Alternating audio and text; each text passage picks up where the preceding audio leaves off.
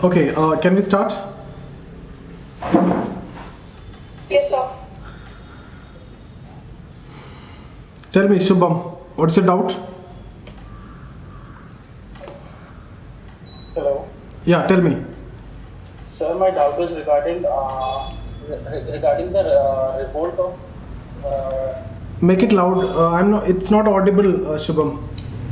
Sir, my doubt is regarding the ancient mode of production, sir. In that, sir, the slaves will revolt against the settled agriculture's masters, or will they revolt against the masters in general? It's actually against the masters. And the people, that emerging class who are related to the settled agriculture, who support the slaves. They support the slaves. Yeah. Sir, but in the text, sir, in the PDF, sir, it's written, sir, the slaves are being forced to work on the lands without the incentives. Yes. On the settled agriculture, they are being forced. That everybody is doing that. By that time, settled agriculture emerged, so everybody is doing that. How come they are revolting against the society that is helping them to revolt? No, not completely. By this time, I'm saying one more thing is also going on. So this kind of exploitation is also there. But when they revolt, they are not thinking that they are supporting this emerging class or anyone. They are thinking that they can capture everything and they can undertake production. That's what they are thinking. But effectively, what is happening is they are totally depending on the lords in terms of land and protection. But that was not expected by them. Okay, sir. They are revolting against the entire class of masters. They don't know whether they are not supporting anyone, but these people are actually, supporting the slaves. So, is it like that those in the settled agriculture, those masters are like they want to overthrow the masters, the above masters? I mean, They don't want to overthrow anything. They need a new mode of production which is related to settled agriculture. okay, and that is feudal society. That is feudal system. Similarly, in feudalism also they need a system where people are in factory system, so they can get the free labor. In feudalism, people are tied on land, but factory system need free labor. So in feudal society, there was an option for them to go to the factory, so that's why they revolted. But in ancient mode of production, they revolted because this condition was there, like they had to work in the land. But still, they have an option with settled agriculture. What is their option? Their option is they can work for themselves. They know the production, they know what to do, they know how to take production, they know how to cultivate production, everything they know. So they thought that they can do it. But ultimately, they were not able to do it. Why? Because they are totally dependent on the other group for the land and protection also. Land. Yeah. Anything else? 1 minute. Sir, Yeah. Tell me. Durkheim said degree of crime is essential for maintaining social order. How do you justify it, sir? We will justify it today. We are starting Durkheim. Okay, sir. Okay. So today, tomorrow, in the coming sessions, we'll say. But otherwise, in normal, if you talk from general functionalist terms, certain rate of crime is normal in society, because if there is no crime, nothing is there. The policing, the judicial system, nothing will function properly, or we will not be able to analyze the way these systems are functioning. So all of a sudden, if something big is happening, then there won't be any measures to check that.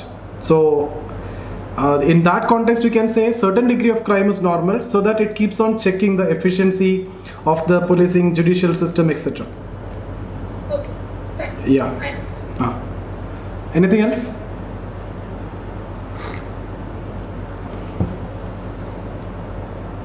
Anything else? No doubts? Can we start new thinker? Yes, sir. Okay, so we will be starting with Emile Durkheim. Okay, so I pronounce it in this way, Durkheim. People say Durkheim or whatever it is. So this is I pronounce it in this way, Emile Durkheim. So what all things you know about Durkheim? Can somebody tell me what you already know? So he's a functionalist. Functionalist, right? So one point is he is a Functionalist. Then If theory is everything in macro perspective. he is giving using macro perspective. That means society is important, right? Society. Yes, society is supreme. Then what else? Louder. So objective study of subjective reality. That means positivism, Objective reality. not subjective reality. Objective study of objective reality. Objective reality, yeah. Arey, 1 minute, I'm just coming. 1 minute.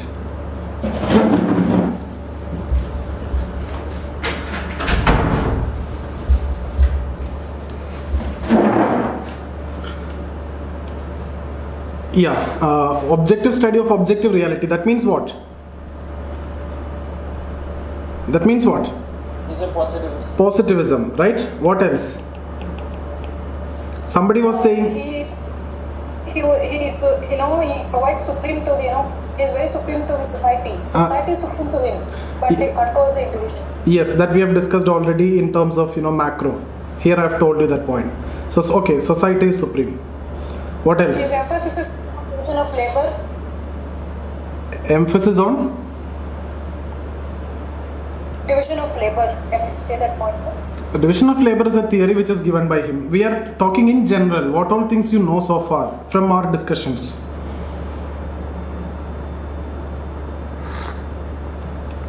So he used induction method. Yeah, induction. Like you can say excessive use of quantitative techniques like statistical techniques that we have discussed. Somebody was saying that, right? Quantitative. Okay, so he is known for theory building. All these are we have discussed one way or the other in paper chapter 1, chapter 2, like that we have discussed. Modern sociologist. Modern sociologist, okay. Then he is in fact known as father of modern sociology. Modern sociologist. Yeah, all these will come under positivism only. All these, because this is a broad concept, positivism. Under that, induction, quantitative theory, all these will come. Okay. Anything else? Okay, so here I'll start with the PDF and then we will see the introduction part. Then I'll explain about the first theory that we are going to discuss today. That is related to social facts. Directly, that's there in your syllabus. We will define what is social facts and we will see the different other dimensions, the dimensions of social facts or the method of studying social facts. All these things will be discussed in today's session. So let me give you an introduction here. Okay, can you see this?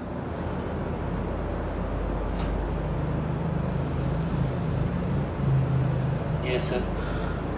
So we will start with the introduction. Durkheim is considered as one of the founding fathers of modern sociology. Okay, so Durkheim and Weber, when we write Weber, there also we will discuss the same sentence. Weber is considered as one of the founding fathers. That's why fathers we have written here. Okay, so founding fathers of sociology. Durkheim is considered to be the first sociologist. I've told you Marx and other people are not writing purely as sociologists. So he wrote purely as sociologist. He gave distinctive sociological explanation for everything. For example, when we talk about suicide, suicide was considered as something which is psychological till then, but after Durkheim it became sociological. Similarly, when we talk about division of labor is something which is understood within economics, as which is something which increases the production, productivity, etc. But when it comes to Durkheim, he explained it in a sociological way. Okay, similarly when we talk about religion, all these three theories are what we are going to do in this chapter. So theory of religion, when he talk about, till then it was more of philosophical, but then it becomes sociological. So what I'm saying is he is considered to be the first sociologist. He gave distinctively sociological explanation and thereby giving a legitimacy to the discipline. At the same time, Durkheim was concerned with establishing sociology as a scientific discipline based on positivist principles. All these things you have told already, so I'm not explaining. He was concerned about making sociology similar to science by using positivist approach. his contribution in terms of defining the scope of sociology. I'll tell you how he defines scope of sociology. In fact, we have already discussed that when we discussed about scope of sociology. What is that? According to Durkheim, sociology is the study of, can anyone tell me here? Sociology is the study of social Society. facts. Social facts. Social facts and society all are same. So sociology is the study of social facts, and that's what we are going to see today, how social facts are studied and everything we'll see. So the scope of sociology is basically to study social facts, and his contribution in terms of defining the scope of sociology, formulating new methods. We will see different methods when we discuss about Durkheim. We will talk about indirect experiment, we will talk about multivariate analysis, all these will be discussed, statistical techniques.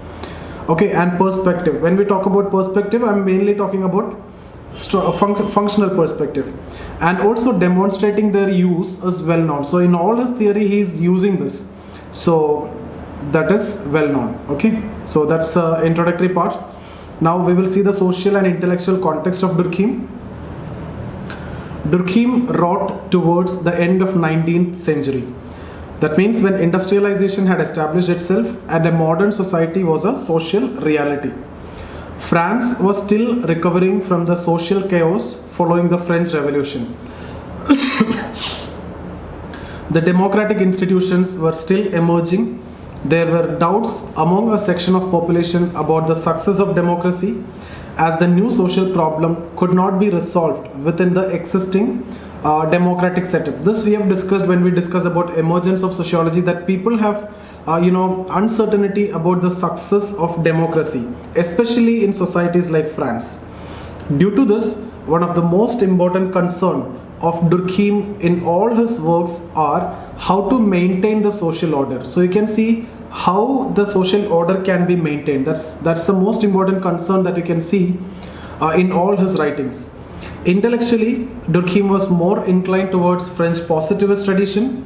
If it is positivism, it is related to universal law of society as far as possible, and the science of society can be established according to Durkheim. He was highly influenced by thinkers like Adam Smith, Auguste Comte, Herbert Spencer, etc. So any doubt with this two paragraph, you already know. We already discussed this many times. So any doubts with respect to these two paragraphs? Okay, yeah. Sir, maintenance of social order means peace, maintaining peace. Maintenance of social order means his concern is trying to identify everything in functional terms so that you can help the governments in policy formulations, etc. So he's always concerned about the democratic institutions are coming, so welfare states are emerging. So your objective is basically to help the the states in forming the policies, etc. So you can see immediately after independence, 1947 onwards, in India also, if this is the case in Europe, what will be the perspective which is getting more favor in India after independence? It will be functional perspective. Why? Because it is actually going to help you in planning, policies, etc. And later, 1970s onwards, we can say in India, Marxist perspective emerged. Why? Because till then people were giving importance to this approach, but the policies of state, welfare policies of states, the welfare states established, and the welfare state cannot solve the problems of inequality, the poverty, unemployment, etc. So an alternative approach emerged during 1960s, 70s, etc. That's what Marxist perspective. So here also basically I'm talking about maintenance of social order in that context. Okay. Okay, sir. Theory of social fact. This in itself is enough. Okay, there is no need to read anything else, and if you get a question on social fact, it's a must attempt question. Within this there are many other contents are coming, so you will fetch good marks and you can criticize also. So this is a must attempt question. You can see here Durkheim theory of social fact are considered as significant on account of two factors. Firstly, why it is important? Because it defines the scope of sociology, right? So I've told you sociology is the study of social facts. So it defines scope of sociology in terms of specific subject matter. He says sociology is the study of social facts. Secondly, his demonstration of use of methodology to study the subject matter of sociology. So you can see here he gave various rules to study social facts. So this is another question, rules to study social facts. I'll explain the rules. Okay, thus the emphasis of his theory of social facts was to establish sociology as a scientific discipline. So sociology as a scientific discipline, if you get a question, you need to incorporate these parts from Durkheim. So his concept of social facts, and here the further explanations are coming.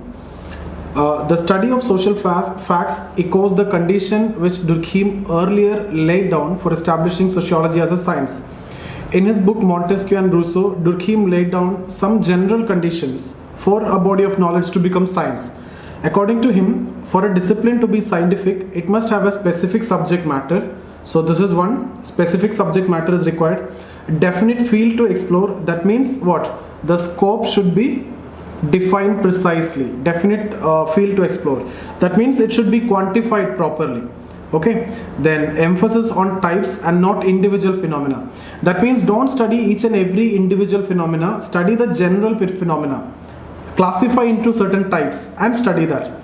For example, you study religion as a whole. Don't study specific religion like Islam, Christianity, etc. Try to study the religion. What is the function of religion? Not individual religions. Okay, so then formulate general principles or laws, general theory, use of scientific methods, and ensure objectivity. So these are the points that we have already discussed everywhere when we discussed about positivism, etc. So these are the conditions that he laid down for a body of knowledge to become scientific, and exactly this is what he is following in his theory of social facts when he is proposing the rules to study social facts. Okay, later on in his book Rules of Sociological Method, Durkheim defined the subject matter of sociology as well as suggested methodology. So according to him, subject matter of sociology is study of social facts. So what sociology should study? Study the social facts. Now what is social facts? Actually everything is social facts. Okay, whatever is existing in society are social facts. You can see the definition. Social facts are the ways of acting, thinking and feeling, okay, which are external to the individual and are endowed with the power of coercion by the reason of which they control of him. So anything, it can be acting, it can be the way you think, it is the feelings, but all these are external to you because he is giving importance to society.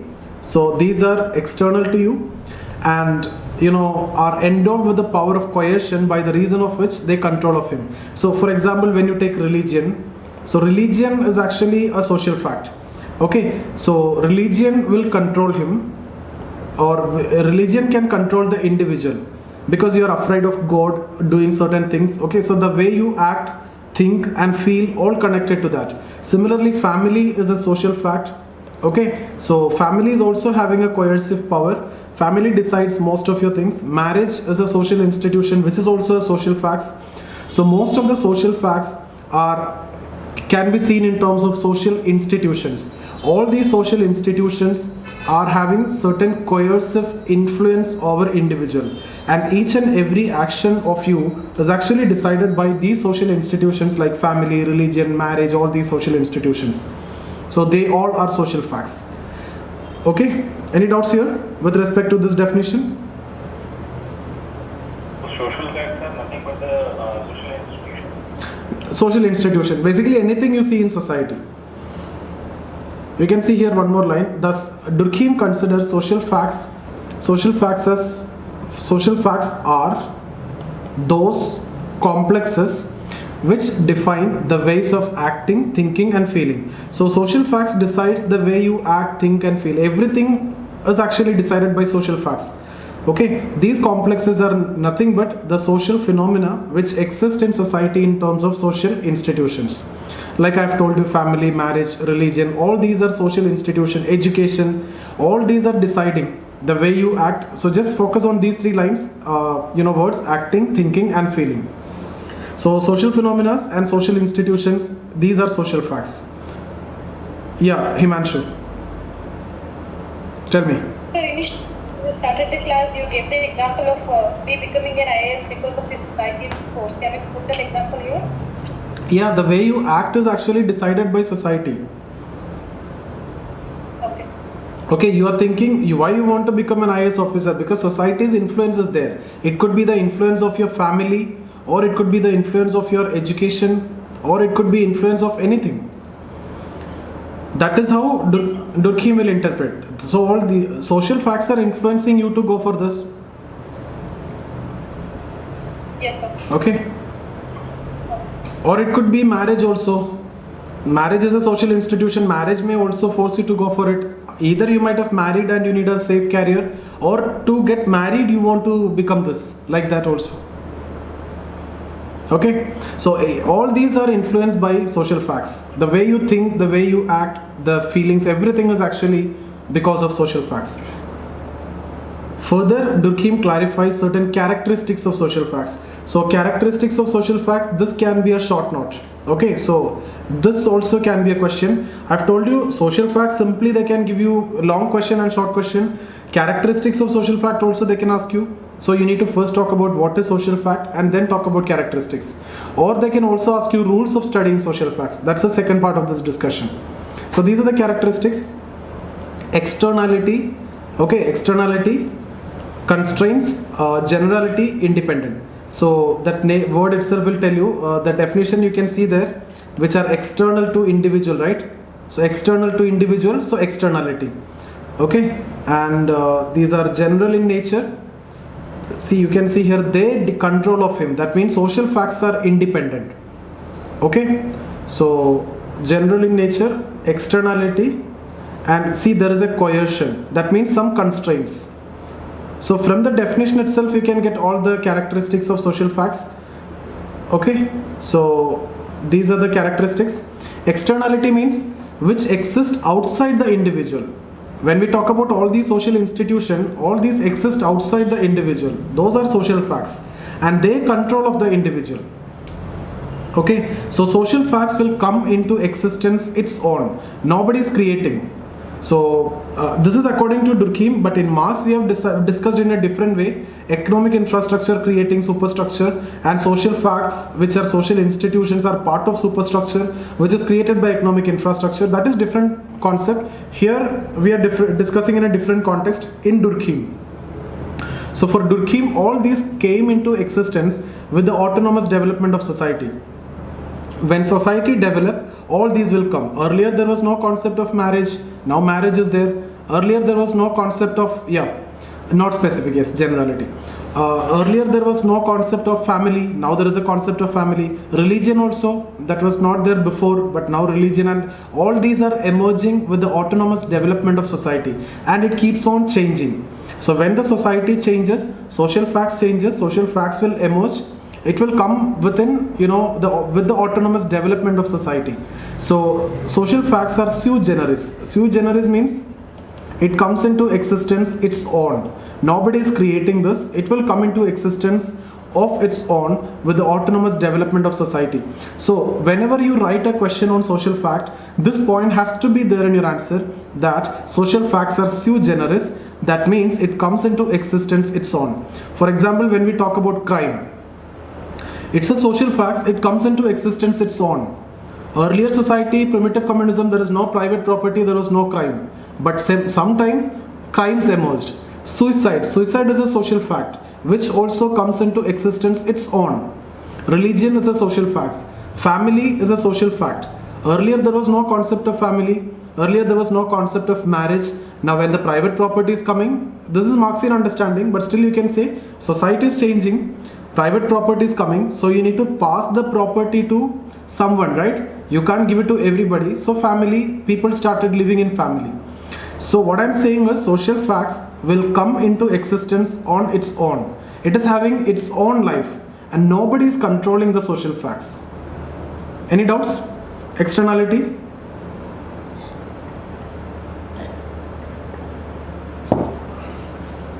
Constraint means, I've told you already, it is having a constraining influence over the individual. Okay. It is having a constraining influence over the individual. Generality means it is general in nature. Independent means it exists independent of individual will. You can't decide on anything. It is totally independent. Let's read it out. Externality. Social facts exist outside the individual and must be seen apart from the individual. Social facts are sui generis, that means they came into existence as its own. That is, they have their own life. These social facts are part of autonomous development of society. That means when society is developed, social facts will come into existence, which happens independent of individual will. So what is Marxian understanding? FOP, ROP, this is economic infrastructure, and this will create what? Social superstructure.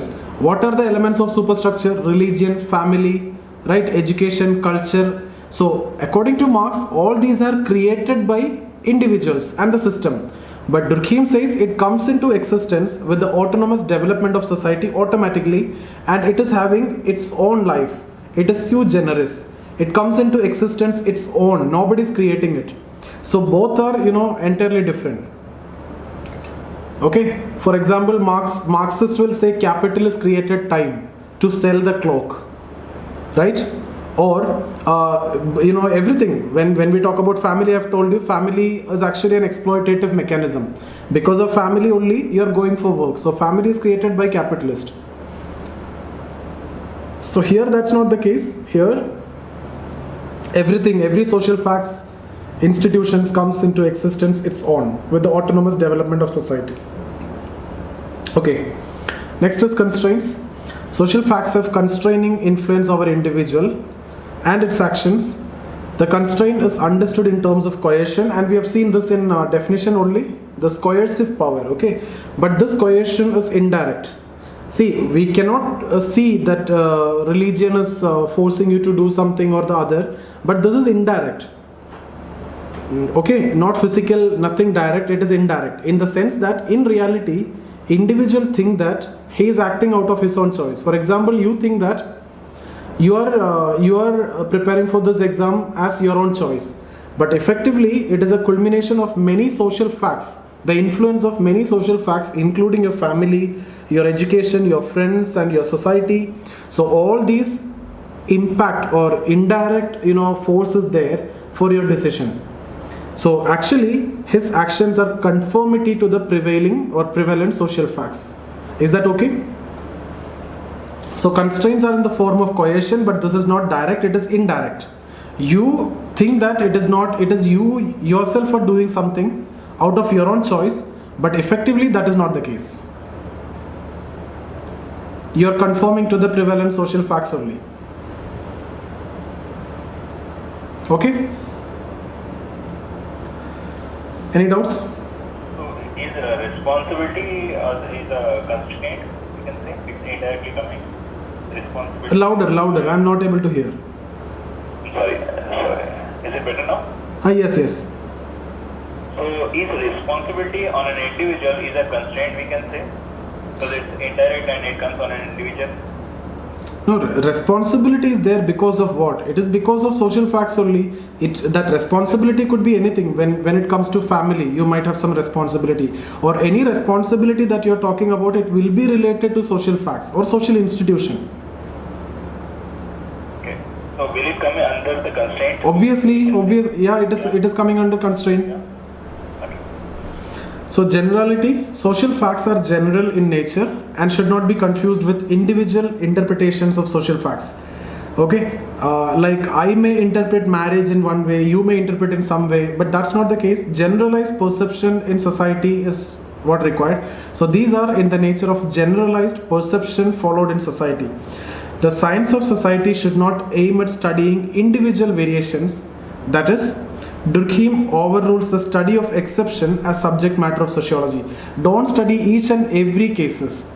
Thus, Durkheim prefers general over particular. His emphasis will be to study religion as a social phenomena and not specific religion. Don't study Hinduism, Christianity, or Islamic religion. Study religion as a whole and understand why it comes into existence and what is the role performed by religion. The same role will be performed by every religion, so there is no point in studying it separately. Okay, that's what generality means. So here this underlined sentence is important. He overrules the study of exceptions. A sociologist cannot study exceptions, right? General, it should be general. Independence, social facts exist independent of the will of the individual. So individual cannot change social facts. So thus Durkheim once again give primacy to society over individual. Okay, so social facts are independent, not individual. Now if you remember, Marx also talking about something when he discussed about alienation. What is independent? Object is independent and subject is dependent, right? So subject, which is actually the producer of the object, becomes dependent of the object that he created. You remember or not? The product that he created. So in capitalism, the relation between object and subject reverse. So object become subject master. So similar kind of interpretation here also, but in a different context. Now this is very important, rules of studying social facts. So here this can also be a question. So rules of studying social facts. Now even otherwise also, if simply they are asking you this question, social facts, okay, so what you need to write? You need to write the definition. So that's the first part. Then you talk about the characteristics of social facts that we have discussed: independence, generality, constraint, and what was that? The fourth one, yeah, 4 characteristics. And then you need to also mention about rules in brief. Simply this question is asked. But if the question is about characteristics of social fact, talk about definition and characteristics. If the question is about rules, talk about definition and rules. Okay. So these are the 4 rules. Durkheim elaborated the rules of social facts, rules to study social facts in his book, The Rules of Sociological Method. The establishment of these rules are part of Durkheim's effort to establish a distinct methodology for sociology. In his later work like Suicide, Religion, Durkheim demonstrated the application of these rules. We will see that study of the suicide, we will see religion, we will see division of labor also, we will see. Okay. So in suicide, suicide is considering as a social fact, and he is using statistical techniques here. So the method that he is using is statistical techniques. We'll discuss that. Multivariate analysis is also used here. Don't worry about these words, everything we are going to discuss. I'm just saying religion is also considered a social fact, and indirect experiment is what he is using over there. Okay. Then when it comes to division of labor, that is also understood as social fact, and evolutionary perspective is what actually he is using over there. So we will see all these. So first of all, rules of observation. Okay. Then rules of classification, rules of distinction, rules of explanation. So rules of observation means try to observe and classify things. Okay. So you can see here, social facts should be considered as things. This point is very important. So what do you mean by this? Social facts has to be considered as things. What he is saying is the social fact, for example marriage or religion, should be considered as things like this, object, like matter in natural science. Similarly, you consider social facts as things. So you can see here his emphasis on considering social facts as things shows his concern towards objectivity in sociology.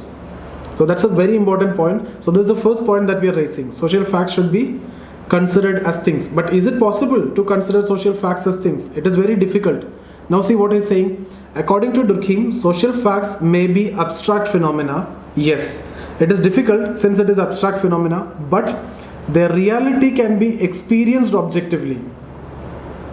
So can you experience the reality of religion? Similarly family, similarly marriage, etc. Yes, you can experience that, right? So Durkheim proposed the concept of collective representation. See, collective representation which are in the nature of objective manifestation of social facts.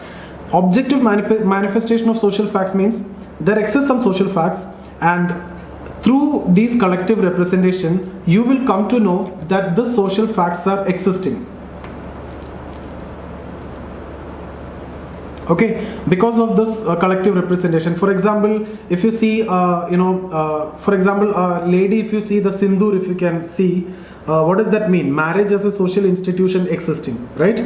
So there can be some symbols which you can see in society. Through that symbols you can understand that particular social facts are existing. So these symbols are nothing but the manifestation of the social facts. So here when I'm talking about Sindoor, it is actually manifestation of which social fact? Sindoor is actually the manifestation of which social fact? Marriage. So marriage is existing, right? Similarly, when it comes to religion, when it comes to other social institutions, objective manifestation means it can be seen. Subjective means it cannot be seen. So objective manifestation of social facts. Okay. Objective manifestations are in the, it is coming here. It is these are in the form of symbols, which denotes the presence of social facts. Just now I have told you this. So by seeing those symbols, you can understand this social fact is present. Okay, so some temples you can go and you can see some symbols over there that shows the existence of religion, or this existence of this church, masjid, temples, etc. showing. These are the symbols. These are the objective manifestation of which social fact? The social fact of religion. Right? So you can understand. That's how he is saying it is abstract phenomena. When we talk about religion, when we talk about marriage, these are abstract, but still he is arguing that you should consider it as things. But there is a very strong criticism from Weber. These are, Durkheim's arguments or the concerns towards making sociology a science. Weber says social facts do not exist, in the beach just like a pebbles. Okay, see, in the beach you can go and pick the pebbles. Just like that, social facts do not exist to treat as things.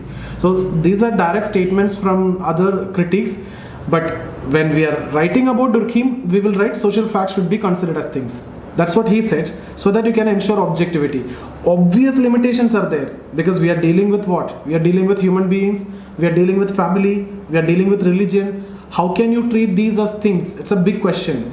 And in his theory of suicide, he used statistical techniques that in itself is actually questioned.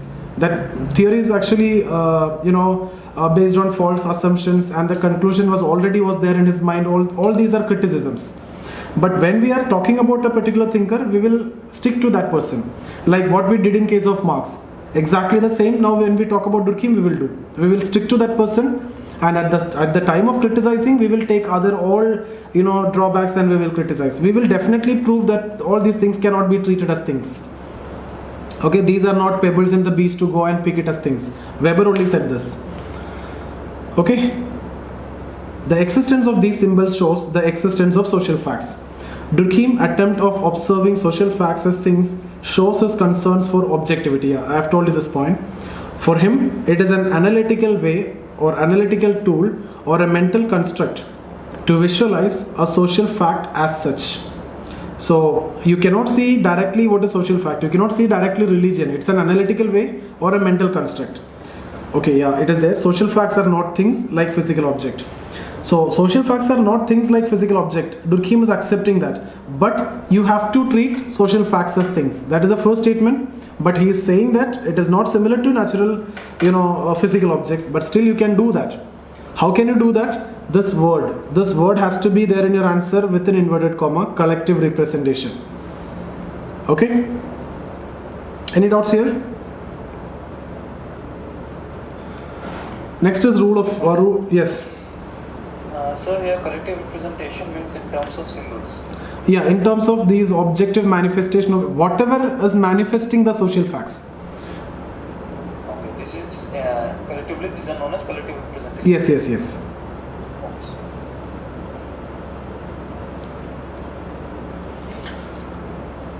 Rules of classification. According to Durkheim, the sociologist must study classes of phenomena and not each and every social fact. We have already discussed this. Don't study each and every or individual instances. Study classes, right?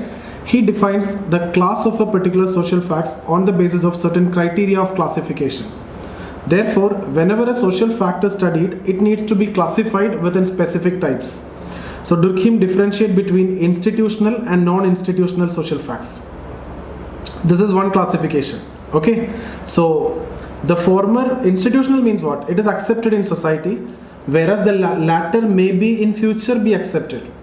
May be in future accepted, or may in future be accepted. Can you give me an example here? I'm talking about institutional and non-institutional. I'm saying institutional is accepted in society, non-institutional may be accepted in future. When you talk about marriage, what is that, institutional or non-institutional?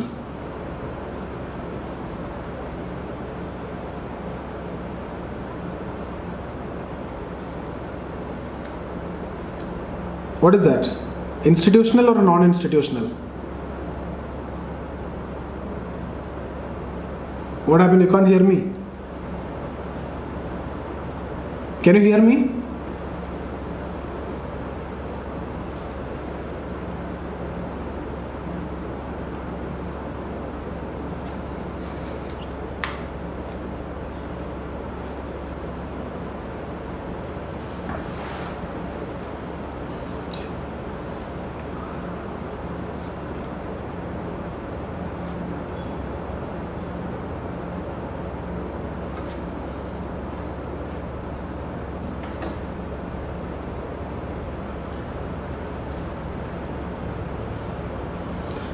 Sorry, when I'm getting the call, it is getting disconnected.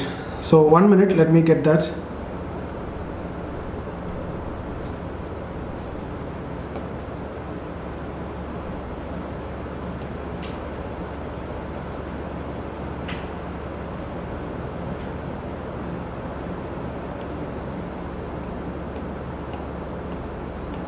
Okay, we were talking about this rules of classification. So I've told you here that the former is accepted in society. Excuse me, sir. Excuse me, sir. Yes. Sir, I just want to clear whether collective representation means generalized perception accepted in the society or something else. Collective representation means how the social facts are represented in society, or how can you see what he's saying. Social facts are abstract, you cannot see, but you can feel that. How can you feel that? Through certain symbols, etc. you can see, right? You cannot see the God, but you can understand that religion exists because of all these, church, masjid, temples, etc. So those are representation of religion. Those are the manifestation of social fact religion, that together we call as collective representation.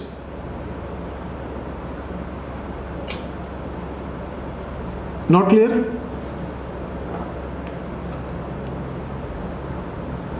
Is that fine? What is the doubt? Yes, sir. Yeah. Okay, so rules of classification.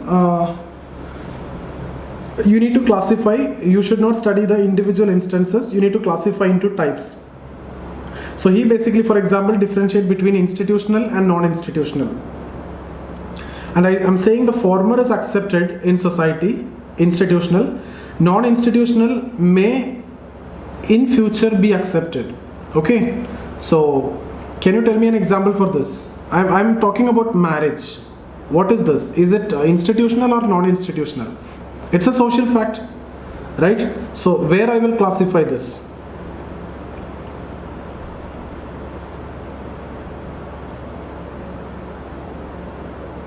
Institutional. Marriage is institutional social facts. It is accepted in society. It is a fact, right? So it is accepted. So marriage is a social fact. When we talk about live-in relation,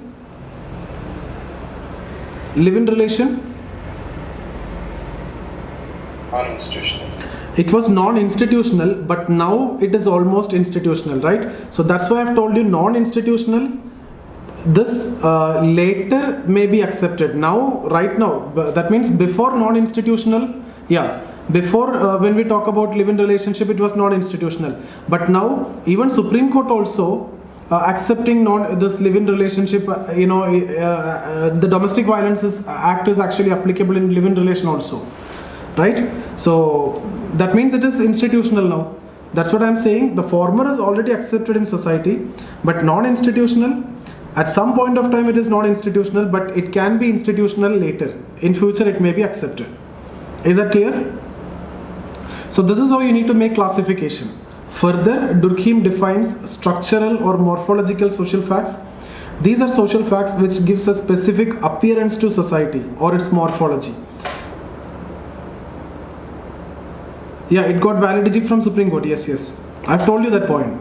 Supreme Court accepted, Supreme Court judgment is there. In domestic violence cases, the live-in relation is also incorporated. Also to this property cases. Okay, so it is seen in the way people live, food they eat, clothes they wear, housing patterns, population, etc. In those ways also you can classify the social facts. So just understand, you need to classify social facts into types, not individual instances. Third, rules of distinction. And this is very important, rules of distinction. Every theory you will see when we talk about Durkheim, I'll just tell you here religion. For example, if you talk about religion, or let's talk about division of labor.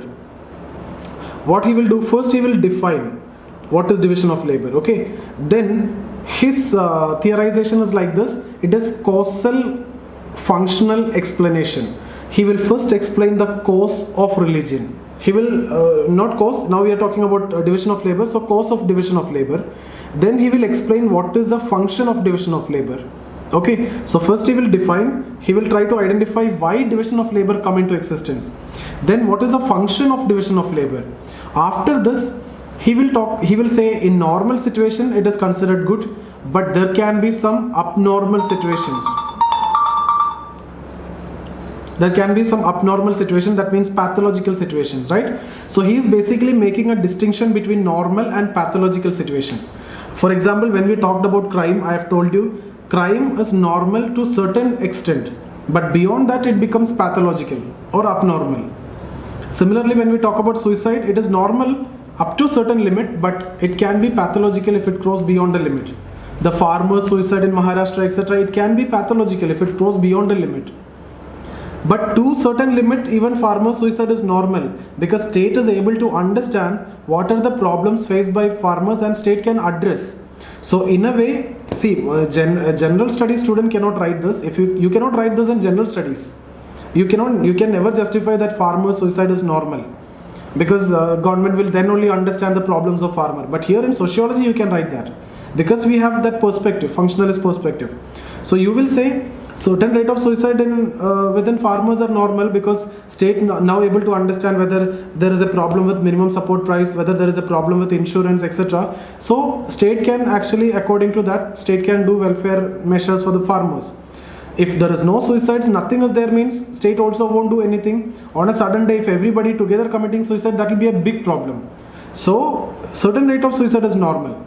That keeps a check on everything. Similarly, certain rate of crime is normal. Okay, so that's what rules of distinction. You make a distinction between normal and pathological. Every case you have to do this. So one of the most important pillars of this Durkheim's methodology is distinction between normal and pathological social facts.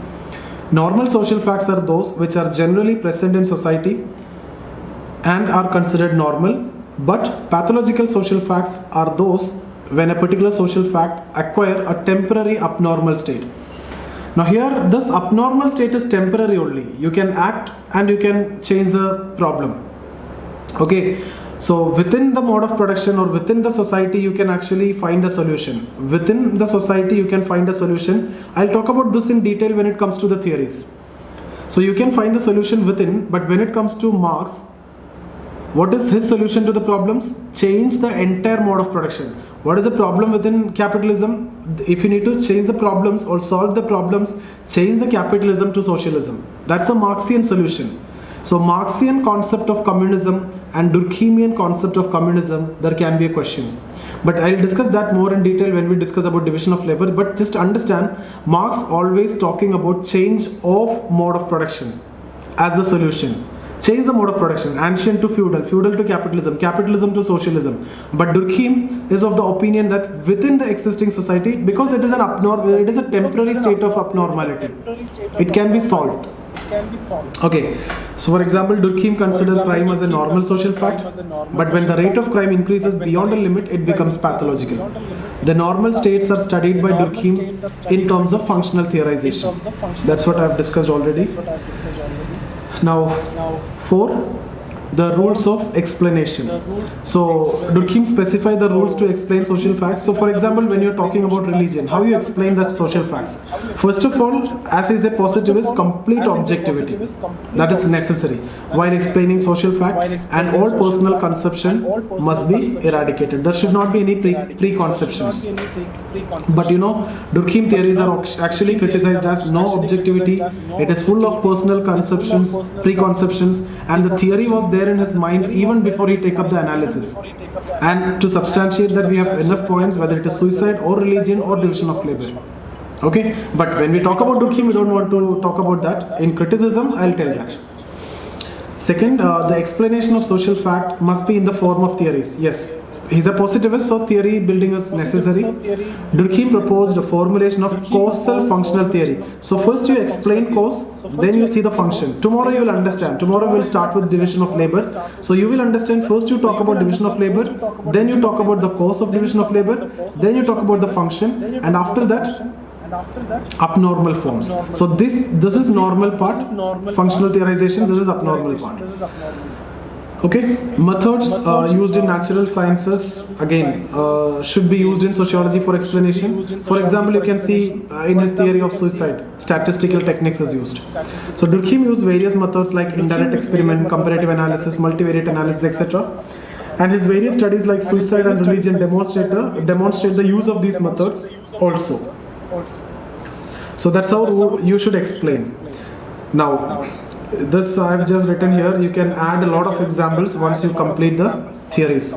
From division of labor, suicide, religion, you will be in a position to add more examples, because all are examples. When we talk about division of labor, this is actually a social fact. So you can study how he is studying this particular social fact, and you can write from that also. Similarly, religion is a social fact. You can see how he is studying religion, and you can write here. Similarly, suicide is also a social fact. You can see how he is studying, and you can incorporate it here. So that's about social facts. So what we have done is, we have explained what is social fact, right? And I have told you social facts are the ways of acting, thinking and feeling which are external to individual and are endowed with the power of a coercion by the reason of which they control of him. So that's the definition, and we have talked about the characteristics. Yeah, you want to ask something? You can ask me directly. I can't open the message from here.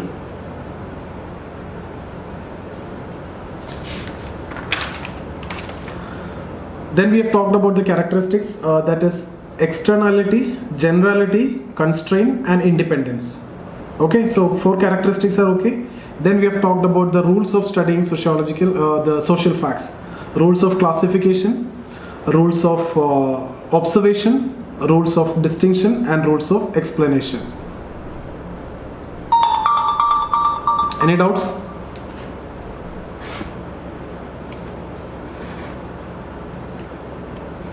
Sir, Tell me. in one of the previous year questions, there is a statement which says not all facts about human behavior are necessarily social facts. Can you please elaborate this? Which one? Which question?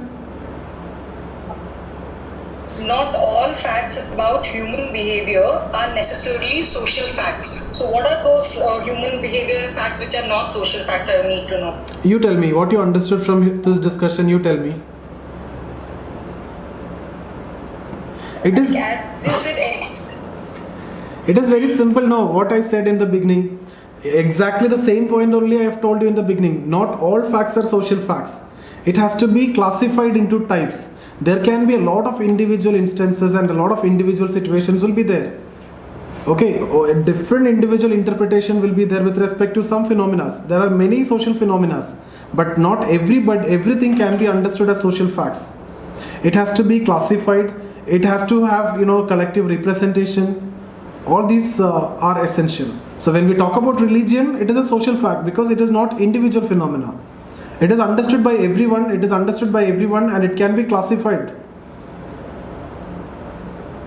Okay. all right, sir, understood. Yeah, Thank you. that from there only. See, I'm saying each and every word which is written here is important. From there, you can answer any question. And that is a thread, and once you develop the thread, everything else what you need to explain is the same content only, nothing more you need to add. You may think that I got this question which is entirely different. No, once you get the thread from what we have discussed, you get that logic, then the same content is what you need to write. Content won't change. Yeah, tell me, what else? So actually that was a very easy question and people are so confused. When the questions are asked in that way, and what you can do, you need to write the test before. Are you taking prelims this year? Yes, sir. Yes, sir. Okay. So if you are taking prelims, you take the test after the prelims. We will do that. You see, these questions are not a big problem. Once you understand the thinkers, you just read it 1 or 2 times. Between lines, you try to understand. If you try to read the textbooks and all, it makes it complex. But confine to your materials and read that. Any problems you ask me, we will make it clear. So you will be able to get everything. You can interpret everything. Concepts need to be clear. So you should not actually have any confusion with respect to that particular question. It was actually very simple. Yeah, anything else?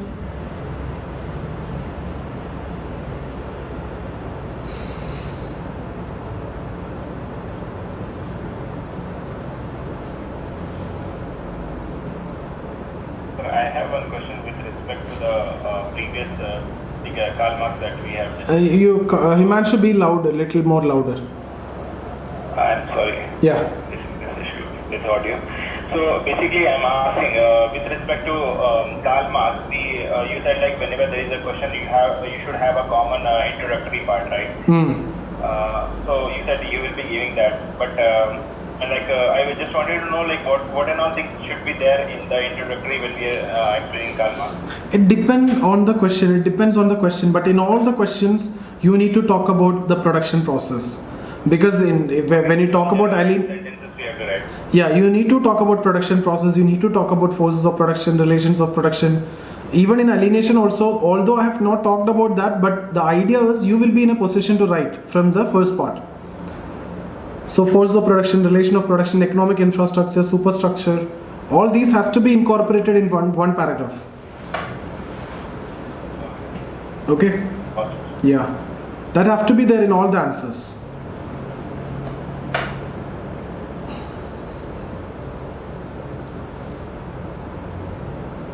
Anything else?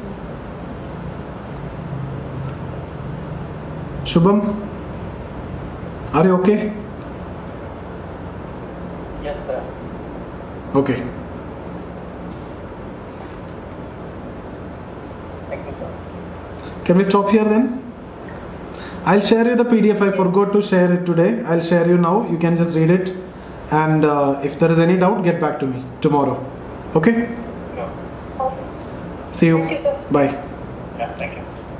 Bye, sir.